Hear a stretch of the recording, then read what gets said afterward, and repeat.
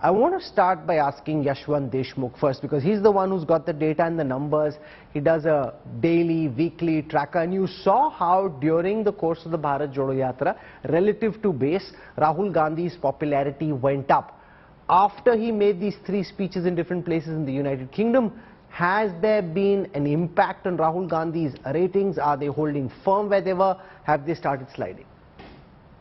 He is holding up, and his numbers are inching a bit north, that should be good news for his strategists, if I may say so. But as always, there is always, on the other hand, kind of a scenario. What the data is also suggesting is that his numbers are going up in the same sphere of the traction, opposition voters traction. It's not the swing vote which are going towards him at this point of time. So he is still on the recovery zone, where he has to match up the 20% vote share that his party has even in the worst of the time, and his numbers have been trailing at 50% of his party's own vote share. So he is around 15% at this point of time, and he is going up ever since the Bharat Yatra began. But my concern at some point of time for his strategist in that way is that it might look like that anti-BJP sentiment vote might are very happy with his statement overseas, but that strategy is not electorally viable. Electorally viable strategy would be when he comes across as a person or says something which is liked by the center of the universe, the large middle of the ground voter, which is called the swing voter, and which is right now in favor of Modi and the BJP. You make an important point, that it's the voter who helped the Congress cross 200 seats in 2009, the voter in the middle who's not pro-Hindutva. He is the voter you need back on your side, Aishwarya Mahadev, in order to win or do well in 2024.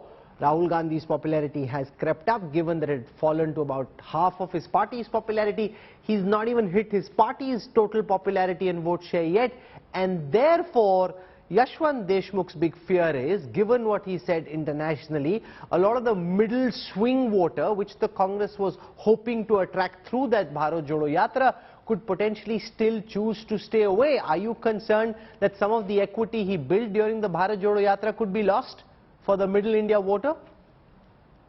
Good evening, Rahul. I think first and foremost, the first news of this speech that happened abroad happened on the 28th of last month, if I'm not wrong. So for everybody in the BJP saying Rahul Gandhi is not relevant, but the fact that we're still talking about it now, that's enough of an answer, one. And the second thing is, whether you talk about it in finite or infinite terms, I was one of the beneficiaries of the Yatra passing through my state and where election going.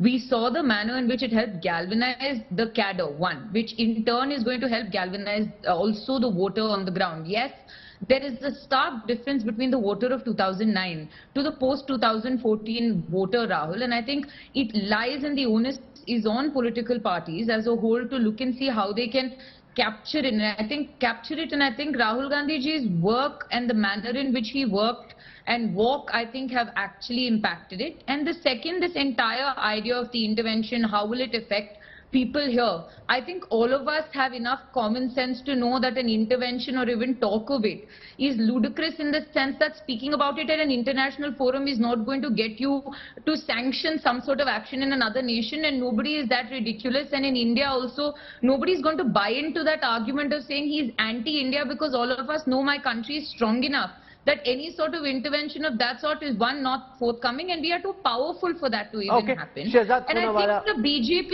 is distracting from larger issues, whether it is today, where our leaders, when you talk about the threat to democracy, democratically elected parliamentarians were not allowed to walk to an ED office to file a complaint against whom? Not another parliamentarian, but a private business entity. Did you see the way that the lathi charge happened against MPs today? Are you seeing what is happening? That is what we're talking about. They're distracting from the larger issues. And they basically want Mr. Rahul Gandhi to be, the distractionary tactic in this, where they say, oh, he's threatening. Whatever he has said is absolutely relevant to have discussion and dialogue, Rahul. For this debate.